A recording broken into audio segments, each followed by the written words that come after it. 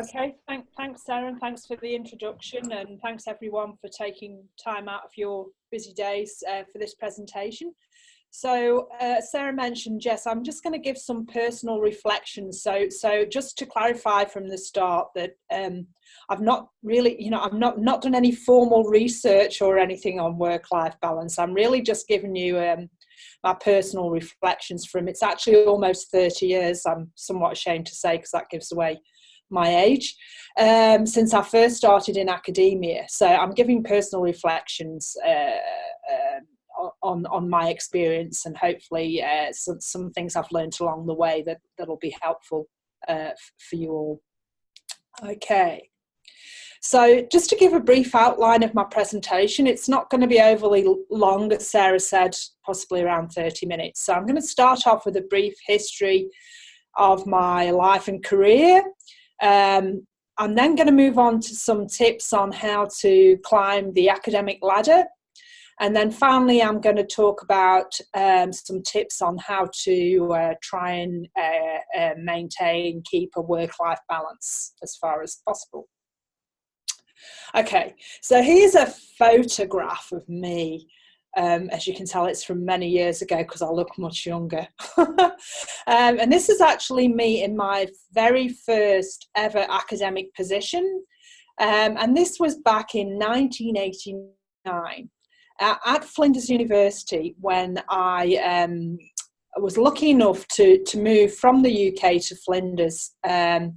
Originally, the plan was for me to be a tutor in the economics department, but I ended up being upgraded, which was very nice surprise, because it meant I got a bigger salary, to a lecturer. So this is me in my first position as a lecturer in economics at Flinders. And the reason why I was so lucky to get upgraded was basically so that they could get me a visa, because tutors were meant to be sort of sourced at that time, at least, from within Australia, but lecturers could be brought in from other countries. And so I was brought in from the UK as a lecturer. And you can see I'm very pleased because I have my name on the door. So it's the first time I ever got my name on a door. And another, well, you won't be able to see it on the photograph, but I can note that another interesting point to note, which I'll probably come back to a little bit later in the presentation, is already there, although it's handwritten. I have a little note for students indicating the days and times I'm available for student consultations, and that's obviously a very good tip for people who are involved in teaching, so that you don't get inundated all the time and interrupted all the time by students knocking on the door for various enquiries. So to have sort of set times when they're welcome to knock on the door, and other times when you'd like them to essentially leave you alone, so you can get on with other activities such as research, etc., or planning lectures, etc. Okay, so in terms of my career progression, well, you can see it's quite complicated. That's the first thing to note. So I've already mentioned that I started out at Flinders back in 1989, and that was immediately after I'd finished my Masters in Health Economics at the University of York in the UK. And I worked for about 18 months at Flinders as a lecturer in the economics department. I then moved over to Monash University to really focus on research. So my first position as a lecturer was intensely teaching focused, and there were really not any opportunities at the time for me to conduct research. And so I worked out pretty quickly that I did really want to try and focus as much as possible on research. So I moved to a research intensive position at that time in what has now become the Centre for Health Economics at Monash University. I lasted for I did have a 3-year contract there. I only lasted a year because I got quite homesick at the time, because I was a young single female in those days, and feeling quite homesick for my family in the UK. So I moved back after 12 months to the UK. I took a position at City University, a temporary position as a lecturer there in the economics department. But again, sort of had this overwhelming feeling that I really wanted to be really focused as much as I could on research. So when the opportunity arose to move to the Health Economics Research Unit at the University of Aberdeen, which is very much research focused and health economics research focused, I moved there under the directorship of Professor Gavin Mooney, who I'm sure at least some of you will be very familiar with Gavin and his seminal work in health economics. So I was there for about 3 years, and then I got a little bit restless, shall we say, in terms of wondering whether academia was really the career for me, and got sidetracked, if you like, by the attractions of the pharmaceutical industry, the main one being a pretty big salary hike, I have to confess. So I went into Glaxo Wellcome, but as you can see, I didn't last very long there. I only lasted 6 months there. Absolutely hated it, to be frank. So I apologise if anybody on the call is associated with pharmaceutical companies, but wasn't for me. I really didn't like that work, and realised it's a bit like, you know, when you dump your boyfriend and then you realise actually your boyfriend was the one you really wanted all along. So it sort of convinced me that I really wanted to be in academia. So I moved back into academia, fortunately, without having to move again geographically. So I was already based in Uxbridge. So I moved to Brunel University to the Health Economics Research Unit there. And that's where I basically did my PhD. And I did my PhD part-time, which is quite common in the UK. I think it's less common here, although possibly becoming more common than it used to be. So I did my PhD part-time whilst also working as a research fellow in the Health Economics Research Unit there. And fortunately, my PhD was quite closely associated with the work that I was conducting as a research fellow, which was basically around the economic evaluation of the UK liver transplantation programme. So I was able to combine my work with my PhD, which was really, really helpful.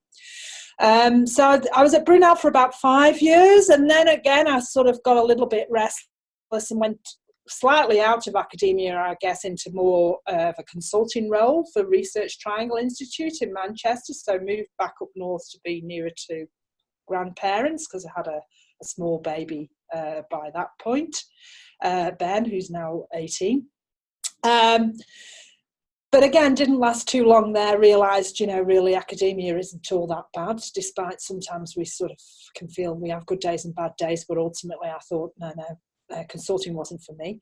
So then I took up a position in the School of Health and Related Research, or SHAR as it's known, at the University of Sheffield. And by that time, I'd moved up to be a senior research fellow. There for about 5 years again, and then made the decision with my husband John, who I'm sure many of you know because he's the president of the association. We made the decision to move to Adelaide. By that time we had 3 young children. So my oldest Ben was 7, Chloe was 5, and Lucy was 2. So we moved to Adelaide. John took up a position at the University of Adelaide in the Department of Public Health, and I took up a temporary position at the UniSA, and then moved in September 2008 to Flinders. I took a part-time position because the children were still quite young as an associate professor, and in August 2010 I was promoted at Flinders to professor, and that date is also quite important as it was the date that my youngest daughter started primary school. So literally the day that my youngest daughter started primary school was the day that I was appointed to professor, and also the day that I went back after having had 3 children to full-time employment, having spent 10 years essentially working part-time between 3 and 4 days a week, and having had 3 periods of maternity leave along the way. Okay, so tips on how to climb the academic ladder then. Well, from my perspective, one of the main criteria I would suggest is that you do need to be patient. So academic progress inevitably takes time. And for me, I guess it may have taken longer than some other people because I had the 10 years of working part-time plus the 3 periods of maternity leave. So for me, essentially, it took 20 years to get from what would be described as a level A to a level E position, okay? But if you want to get there, and we'll come back to that because not everyone necessarily wants to get there or, you know, feels they need to get there. But if you really want to get there, you will get there. But it could take some time, especially if, you know, you have breaks, which you should have for children, and if you work part-time along the way. Okay. Secondly, internal promotion. Now, having come from the UK, one of, I don't know if you'd call it an advantage, but it happens a lot more in the UK than it happens here. So in the UK, because we have a lot of universities and they tend to be in close geographical proximity, it's a lot more common, I would say, than it is here for people to move around between universities. Now, one of the advantages of moving around between universities is that it's an easier, in my experience at least, way of getting promoted than going the internal route. Okay.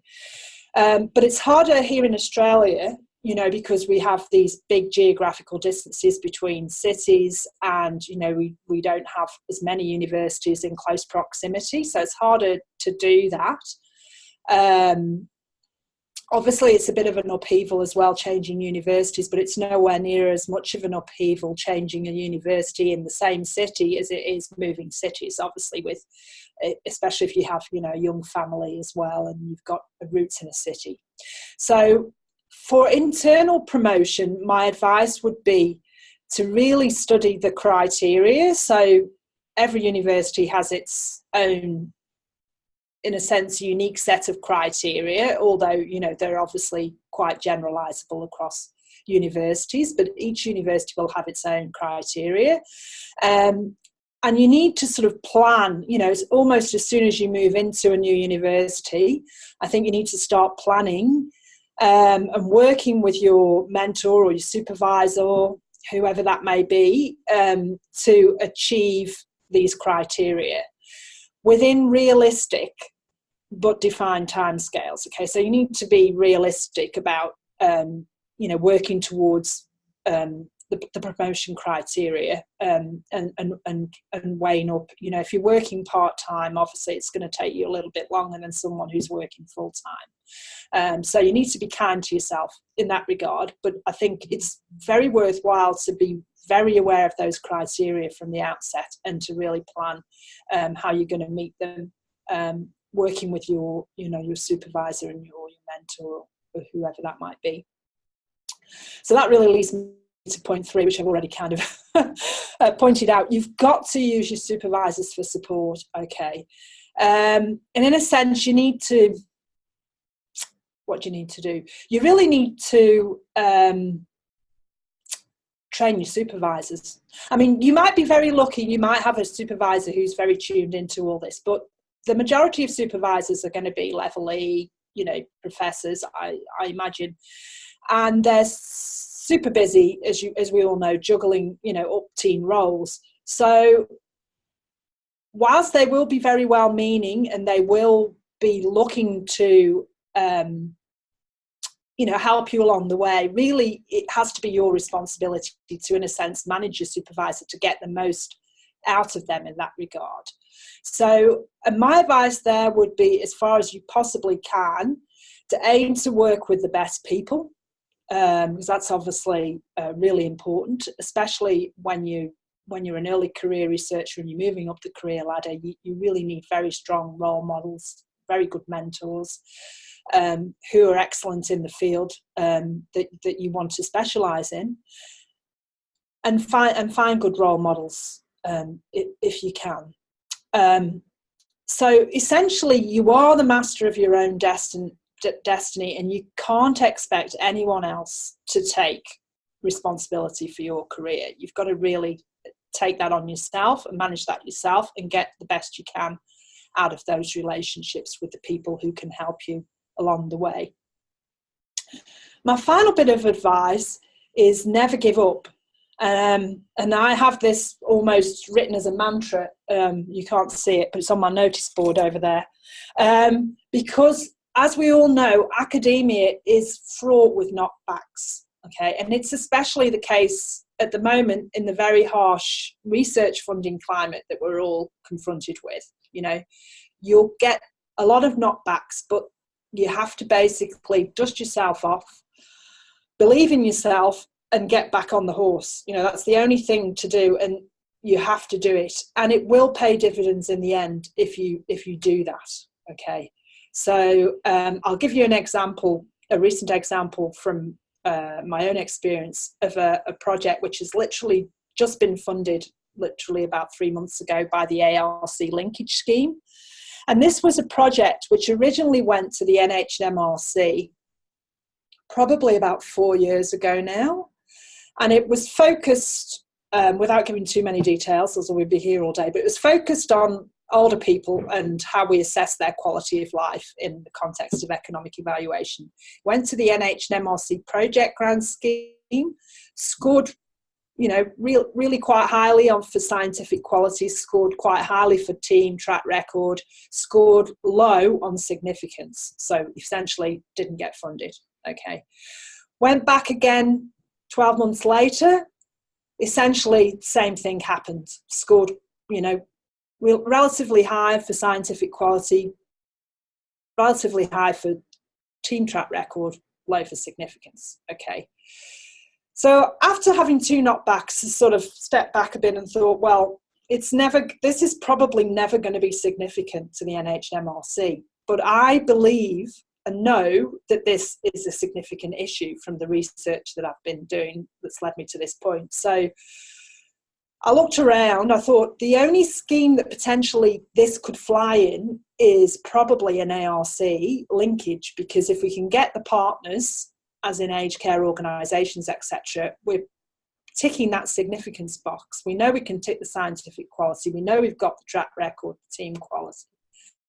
So that's what we did, and we got it funded. So essentially that project got funded more or less 4 years after it was first put to any funding scheme. Okay, so you just have to, you know, you really do have to persevere with these things. And if you do, and you believe, you know, that it's a topic that's worth funding, eventually, in my experience, you know, it should be funded by somebody.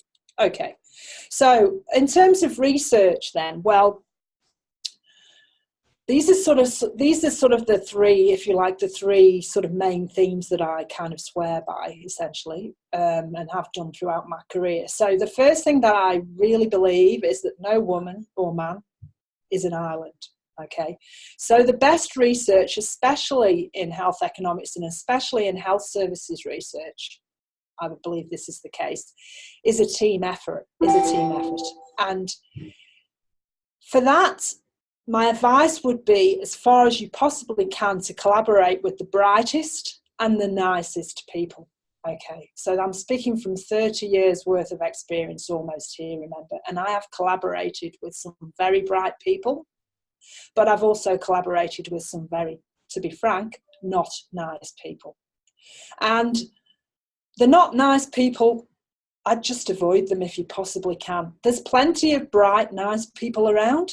I'd just do your homework and work out who they are and stick with those people, because it really is fraught if you end up working with bright or nice people, in my experience. And I've had quite a bit of it, unfortunately, of that. Okay, so that would be my number one tip. Okay, secondly, make time to write. So find time in your calendar, block it out.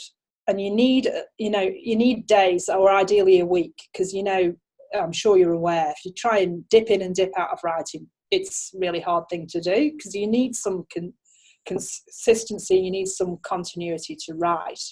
especially when you're writing papers, reports, grant applications. You really need, a concentrated block of time.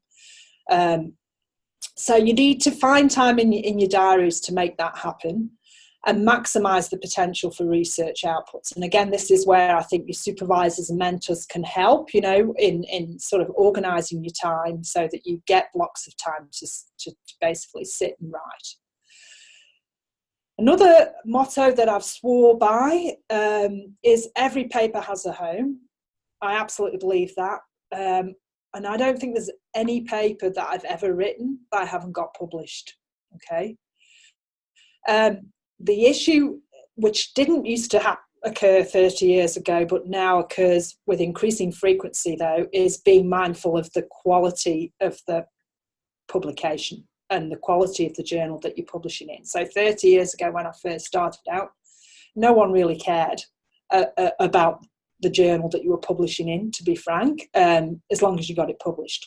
But now we all know we live in a very different world where, with the ERA rankings, etc., where there's quite a lot of emphasis in all universities now about journal quality and making sure that papers are published in high quality journals. So you do need to be aware of the quality of the journal. Having said that, I think there are plenty of what I would call decent journals out there that are not necessarily ranked particularly highly in the ERA. Not every paper is going to go to Health Economics or the Journal of Health Economics or Health Services Research or whoever it might be. Not every paper is going to go there. That doesn't mean that it's not worth publishing those papers. That's my opinion, because in my experience from sitting on, for example, NH&MRC panel, so I was sat on the NH&MRC project grant panel on two separate occasions, and volume of publications is important. Obviously, quality is also important, but volume is important. So assessors tend to look at how many publications you've got post-PhD over a defined time period relative to opportunity. And then they look at the quality, secondly. So I think it's very important to try and get as much as you can out there and published. My third piece of advice, and this is really emanating from my experience sitting on the panel for the NH&MRC project grants, is every grant application is won or lost on the first page. This is absolutely my belief. So you need to get the first page absolutely right. You need to get the assessors and the panel members really interested in your application on the first page. Be very clear about what you're going to do, what gap you're addressing in current knowledge, etc. Because if you lose somebody on the first page, it's really very, very difficult to get them back for the rest of the whatever it is, 9 pages, if it's an NH&MRC application, or 10 pages for an ARC. Okay, so that would be a really important piece of advice as well. Okay, again, for research, my advice would be to go after grant, especially fellowship funding, in particular category 1, where you can, because obviously if you can manage to get a category 1 funded fellowship or a category 1 funded grant as the lead CI, that's going to stand you in very, very good stead for your entire career, essentially. So it's worth pursuing grant applications, fellowship funding wherever you can. If you have a supervisor or a mentor who is applying for lots of grants, if they're able and willing, they should be able and willing to include you as a CI on any of those applications, then I think that's also a very good way of progressing and starting to progress. So, for example, one of my early career researchers here in my group, Rachel Miltsey, I deliberately put her as a CI on my ARC linkage grant, rather than, for example, getting funding in that would then support her position. I took a bit of a gamble on the funding side of things and put her as a CI. It paid off because we've now got funding to cover her position from other from other sources, but she has the advantage now of being a CI on a linkage grant, which means that then she's better placed moving forward to lead a linkage grant in the future, having been a CI on what will hopefully be a previously successful one. My second point relates back to the first page of a grant application being really important. You have to think significance, significance, significance. If your proposed research question can't be articulated as being of really high significance, it isn't going to get funded. And this is especially speaking from experience on the NHMRC panel. So you've got to really be able to articulate the significance of what you're proposing. And that has to be right at the outset of your application, be it a fellowship or a grant application. Significance is really important, and hitting that significance button is the thing that will get you over the line, or not. If it's deemed not significant, doesn't matter how scientifically robust it is or how great your track record is, in my experience, it's not going to get funded. Okay. So in terms of preparing grant applications, my advice would be to plan and write as early as you can. So last minute, as I'm sure you're all aware, doesn't tend to work very well. Doesn't do you any good. Obviously will cause a lot of stress, especially if you've got a young family. This is really important. You need to plan and write as early as you can. Use your experienced CIs, the people around you, your supervisor for guidance and feedback. And I would also advise to ask at least 2, possibly 3 external assessors to provide feedback on drafts of any applications, especially for Category 1 funding schemes. Make sure your budget is fully justified, because they'll bloody cut it, pardon my French. They'll probably cut it even if it's fully justified. It happens a lot, increasingly these days. But if it's not fully justified, then you really won't be able to avoid budget cuts. So you make sure your budget is fully justified, and every line item is justified and necessary. And concentrate especially on the first page. Okay, in terms of teaching materials then, well, I haven't, as I said before, my career has been mainly in research, although I do some teaching at the moment. I don't do a huge amount of teaching, but I do some teaching. In terms of my advice on the teaching side of things, similar to research, I would advise to make the time and aim to prepare your teaching materials well in advance. So last minute, really doesn't work very well for you. It's very stressful, and if you have a family, it ends up being, in my experience, stressful on them as well. So try to be as organised as you possibly can in that regard. Engage with students. So try and be as my impressions from the teaching that I've done over my career is that the best sessions tend to be the interactive ones, so where you engage with the students and they feel that they're part of the session rather than just being lectured at, I guess. And this is where also I think if you are able to bring examples from your own research, in my experience, students really value those examples, and it helps to give a real world context for what might be theoretical concepts that you're trying to explain, etc. To give real world applications, students seem to really value those, and they're a good way of getting and maintaining their interest. Set defined time periods for student consultation. So this alludes back to my very first slide where I showed you the photograph back in 1989. Even then, at that time, on the door I had, these are the times when students are welcome to knock on my door, and I'm available for student consultations. So set defined time periods for those, such that you're not always being interrupted by students or anyone else knocking on your door at all hours of the day, because that is very disruptive for the work that you want to progress. Do aim to respond to student feedback, and do continually update your teaching materials. And this is particularly important if your teaching materials are focused around methodological, more of the methodological side of things, because obviously you need to be really abreast of all the new methodological developments in the area that you're teaching in.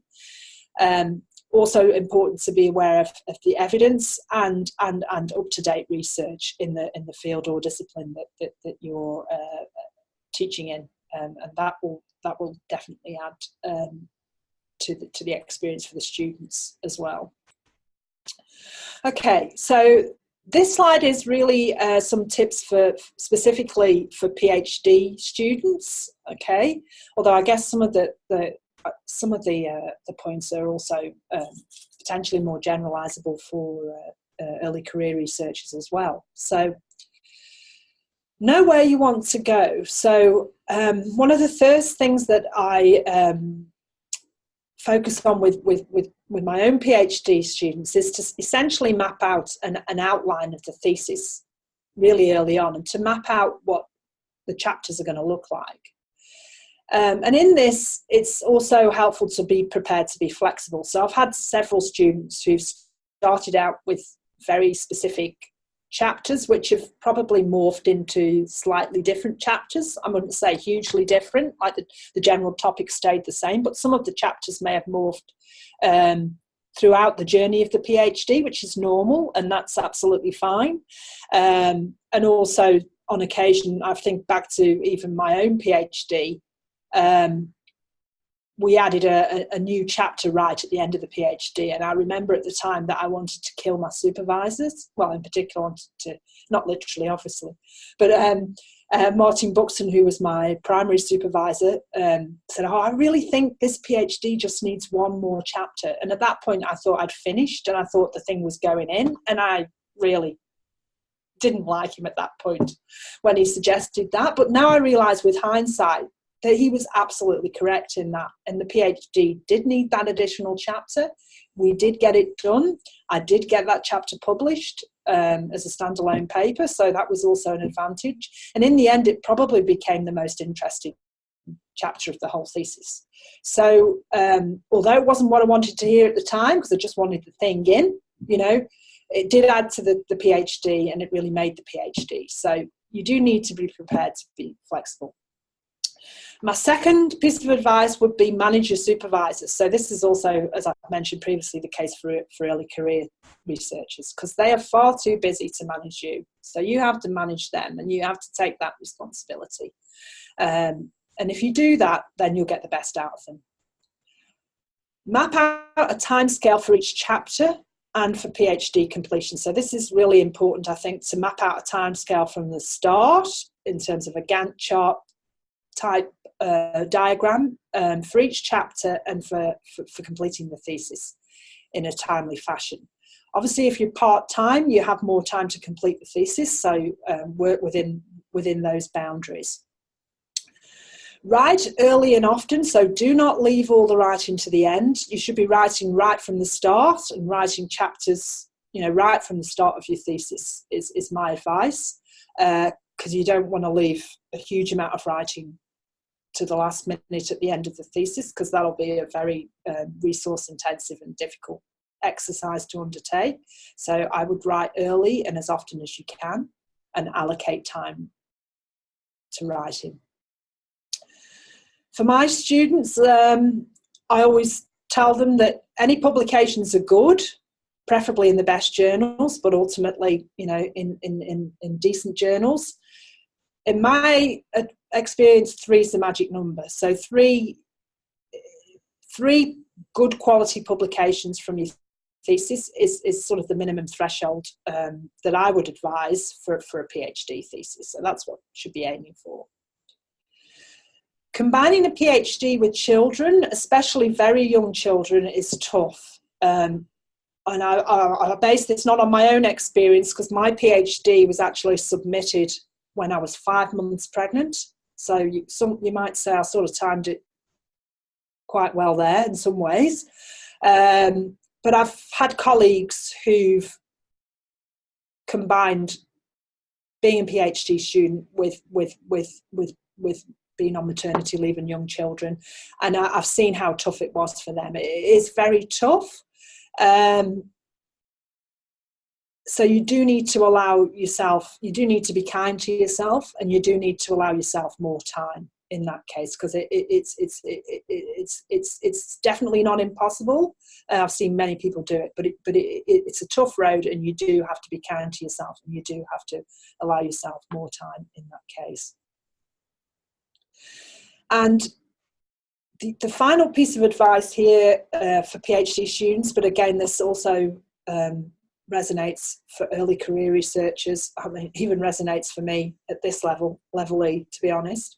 You have to engage the support of your partner, your family, and close friends.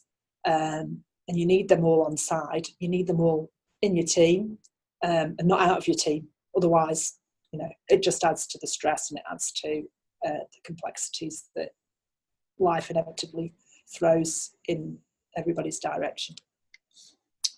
Okay, in terms of work-life balance then, so again, I just want to reiterate, because people who might have come in later on, this is basically, I've never done any, research on work-life balance or anything like that. This is basically just my own personal, based on my own personal experience of working for a long time now in academia. So the first point to note is that nobody is indispensable, okay? So this took me a bit of a while to work out. Like if you walk out the door, everything isn't going to just fall over. So no one's indispensable.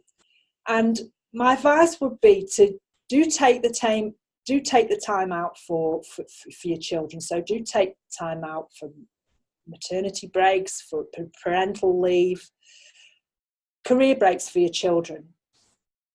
Take them, because you will regret it if you don't take them later on. Okay, so I just mentioned earlier on in the presentation, I've had 3 children. So with my first child, Ben, I took 4.5 months maternity leave, because I was so anxious to get back to work. I thought, I have to get back to this big liver transplantation project. Nothing's going to happen if I'm not there. So I went back to work after 4.5 months. With my second child, Chloe, I went back to work after 6 months maternity leave. And with my third child, Lucy, I went back to work after 9 months maternity leave. Okay, so the 9 months maternity leave was definitely the most enjoyable because it was the longest. And luckily, at that time we could afford for me to take 9 months maternity leave, because I'm aware that there is a financial cost to taking longer periods of maternity leave, so you need to weigh that up for your own family circumstances as well, or for parental leave for your partner. But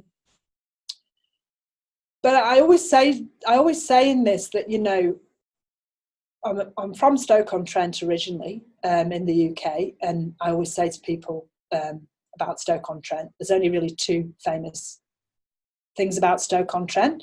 The first one is it's the home of pottery. So traditionally it's the home of Royal Doulton, Wedgwood.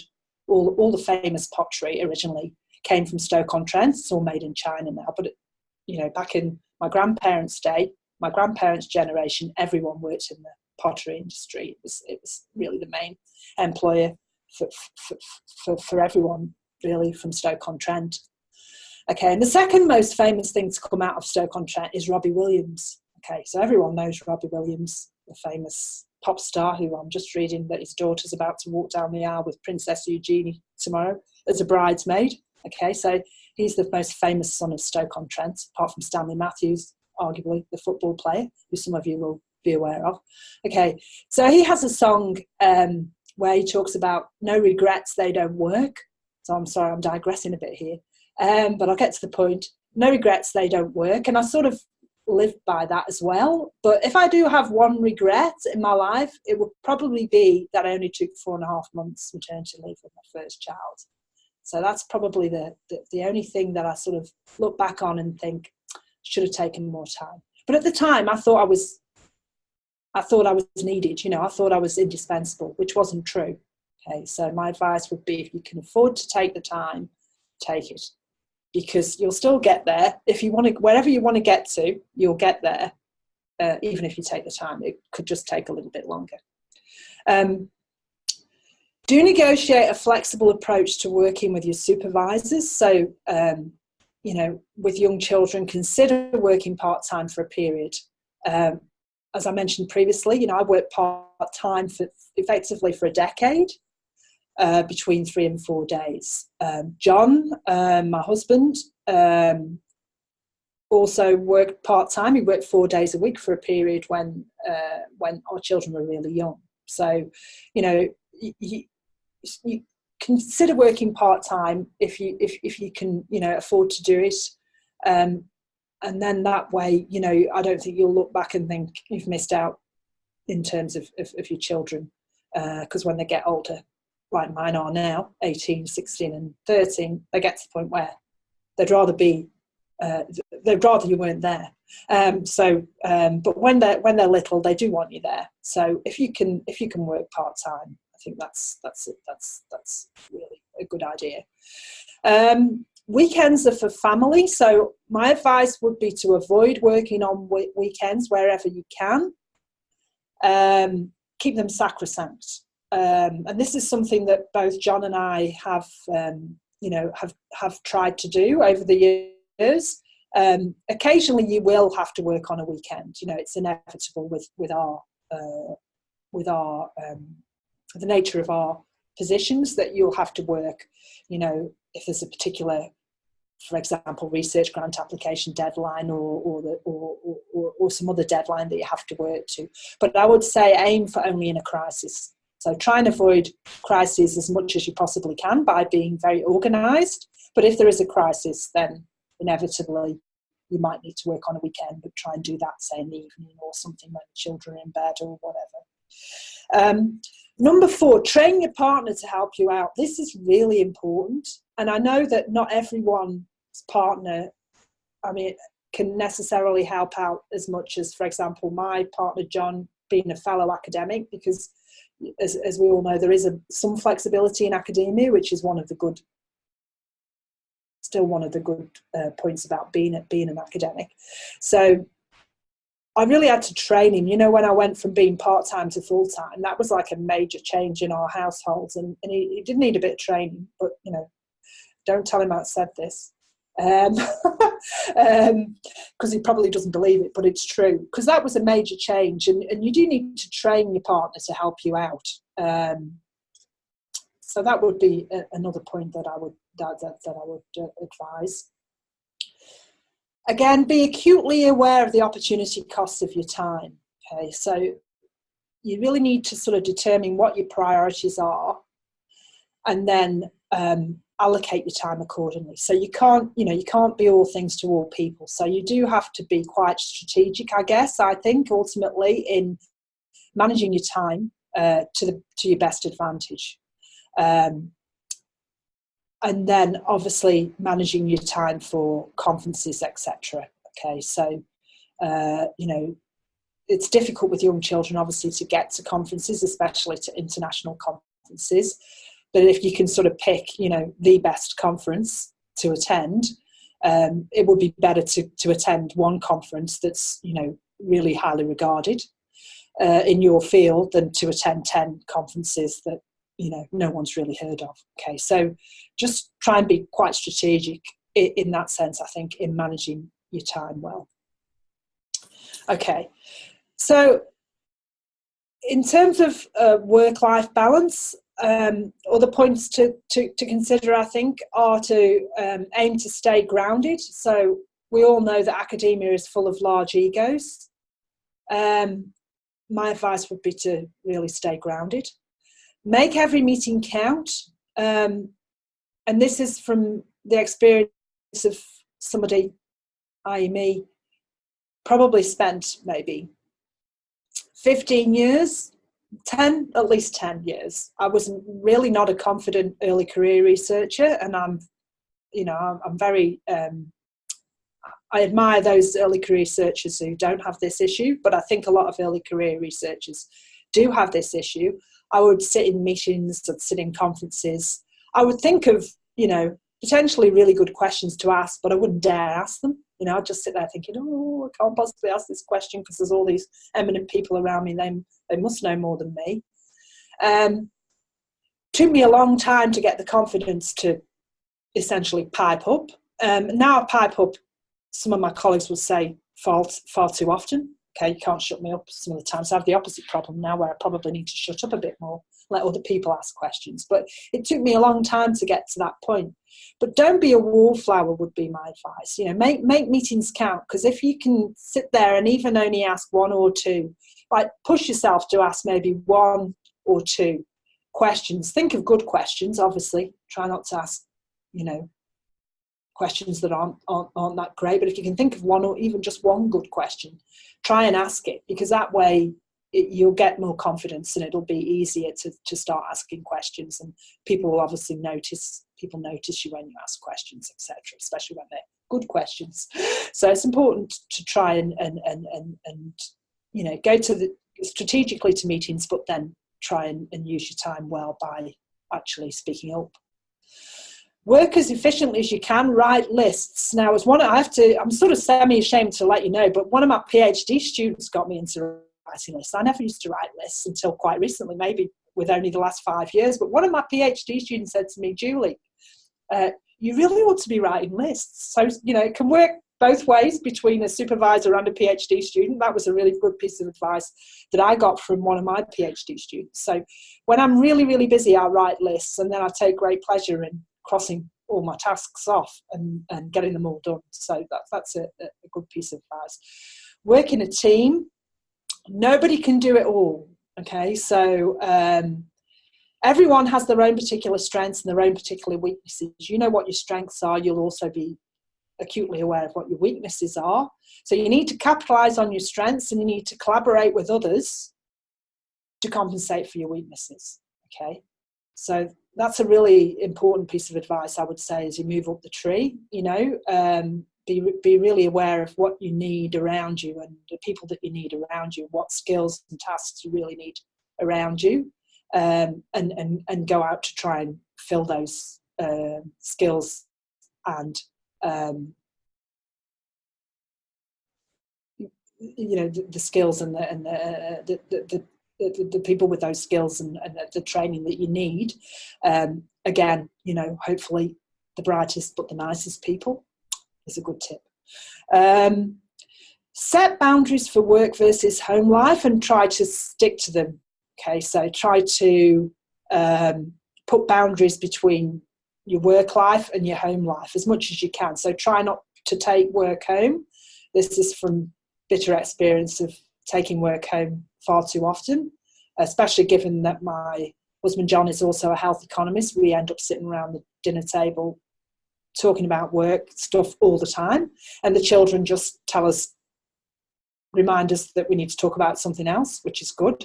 And it's easier said than done, this, but if you can, try to stick to those boundaries. And this again is another really important point. Determine where you want to get to. So not everyone wants to get to the absolute top of the tree, and that's absolutely fine. You need to determine where you want to get to in this in your career, and what you are and aren't prepared to trade off to achieve it. So there is a lot of hard work involved in moving from level A to level E. And you do have to keep at it, but ultimately, if that's where you want to end up, you'll get there, but it's not for everyone. It's not for everyone to necessarily get to that level, but if that's what you want to achieve, you need to work out what you want to achieve and really work towards it. Okay, and I've almost finished my presentation, so I don't know if I actually went on for far too long, far more than half an hour, so I do apologise because I've digressed a lot, which is what I tend to do.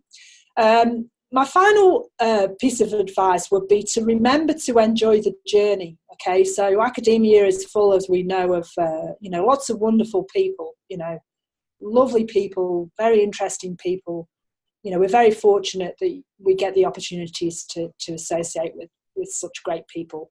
So my advice would be to remember to enjoy those people, remember to enjoy the journey, because the view from the top might not be what you expect. So this is a comic that I found online, but it really sort of resonated with me. So how professors spend their time. So from the Higher Education Research Institute surveys, professors spend about 60% of the time teaching on average. Obviously, it depends. I spend a lot more time on research than teaching, but this is the average professor. 18% on research and 23% on service and administration, etc., etc. How departments expect you to spend your time, and this, in my opinion, is definitely true. 175% on research, 20% teaching and 20% service. So, 195% of your time. And how professors would really like to spend their time, just don't tell me what to do. Okay, so that's really true. I'd just like to acknowledge my husband, who many of you know, president of the HSR Association, Jonathan Carnan. My mother, Kathleen Curry, who's been a really great role model throughout my life. My children, Ben, Chloe and Lucy, and finally the positive role models I've met along the way, who haven't been, I have to say, that many, but the ones that I have met have been very valuable to my career. And that was all I had to say. Sorry, that's a picture of my 3 young children when they were a lot younger. And I apologise, I've gone, Sarah, I've gone right over time. No, that's fine. I hope people are still online, so they're obviously still interested. Do we have any questions for Julie? You can type them in the Q&A button, or you can, I think you can raise your hand and I can promote you to panelists to put them directly. Any questions?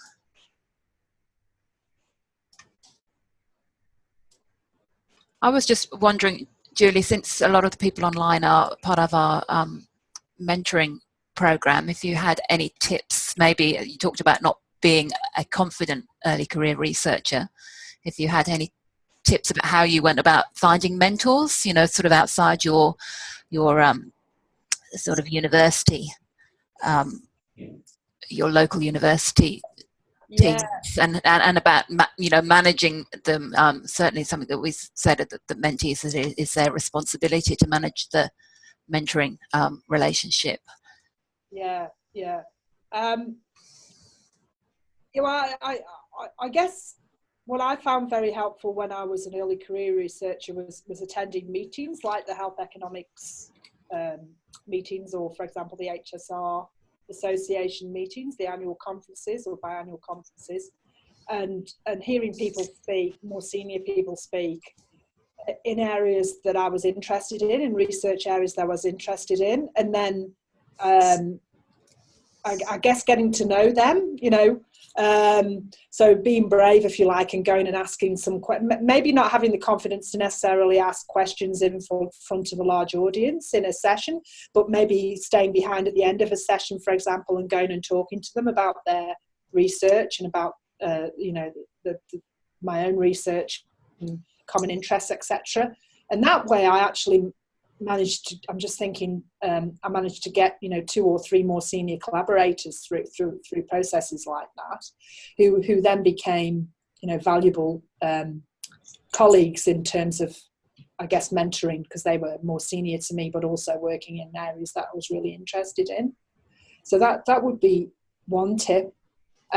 Obviously you have your own mentor program, which is really excellent, because when I was an early career researcher, we didn't really have those kind of established mentoring schemes. They weren't really available to us. So to have established mentoring schemes such as the one that your association runs is a really good mechanism as well, I think, for early career researchers to benefit and learn from. Okay, I've got a question from Anne Livingstone, who says, other than being organised, are there any other top tips re managing a PhD full-time, a part-time job and family life?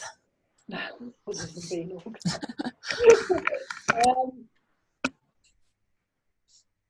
Well, look, I think, organisation is probably, I would say, one of the main criteria. And also, when I talk about organisation, I don't just mean organisation for yourself. I mean organising everyone around you as well. So organising your partner to be really helping out as much as possible, you know, and taking some of that burden away in terms of helping out with the children, etc. And organising your supervisors as well. You know, so if you're doing your PhD full time, then you do need regular input from your supervisors, and you need to be meeting regularly with them at least once a month, possibly even more. You know, fortnightly, possibly at various stages of the PhD. You know, along the journey, at times you're going to need more supervisory input than at other times. So I think organisation, although it's one word, it actually encompasses a lot of different facets of organisation, and so I think that is probably the key. Okay. I've also got a question from Alexandra Van Beek, who wants to know if you think there's a role or career path for somebody who wants to work part-time over the long term. She says she's a late stage of life researcher, no desire to climb the ladder, just want to do some teaching and research. What advice you might have? I think there are a lot of opportunities for part-time work, I guess. I'm just trying to think. It may be. I think maybe if it's constant part-time, it might be a little bit harder to get longer-term contracts. But I'm not sure that's entirely true. But you know, I think it's easy to get sort of shorter-term contracts that are part-time for short-term research projects, for example.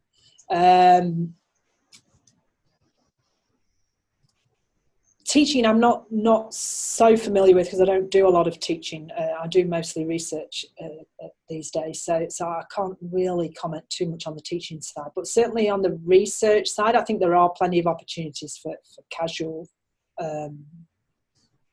research positions, especially tied to research projects.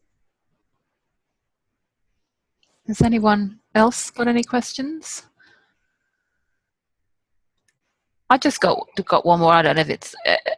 I'm not a researcher, but you had obviously had quite a lot of international experience or worked in different countries. Do you think that's quite important for an early career researcher in building up their resume?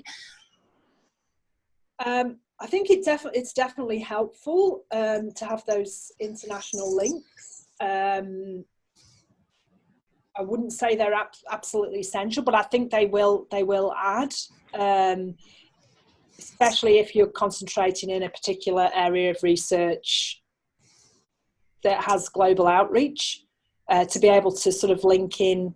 Again, I think this is where it's important to be able to try and, you know, maximize your time to maybe go to, you know, just even if you just go to one, you know, international conference a year, if you can. Obviously, it's obviously depending on funding as well, you know, these days. That's very important as well. But if you can get the funding to go, if you can get the funding to present a paper at an international conference that's in an area that's most relevant to your research and the area you want to specialise in, then that way you can, you know, it'd be a good opportunity to meet with other international collaborators who are working in similar fields. My main, I guess, because obviously my background's in the UK, so obviously I have those links that I sort of came to Australia with. But then I guess most of my research since I moved to Australia has been very Australian focused. So I think it's important, but I don't think it's critical. I would say probably more important to really be able to collaborate with the most senior, highly regarded people in your field in Australia in the first instance. Thank you. Any other questions? Okay, I'm just aware we've certainly gone over the hour, so I might wind things up there. Julie, thank you very much. I think that's been really interesting from my point of view and hopefully helpful to our members and mentees. So thanks for your time. Thank you. Okay. Thank you very Thanks, much. everybody. I apologise for going over. So there you go, work-life balance, but I didn't. Yes, I know. People might have to rush off and get kids now. Thank you. Thanks, everyone. Bye. Cheers.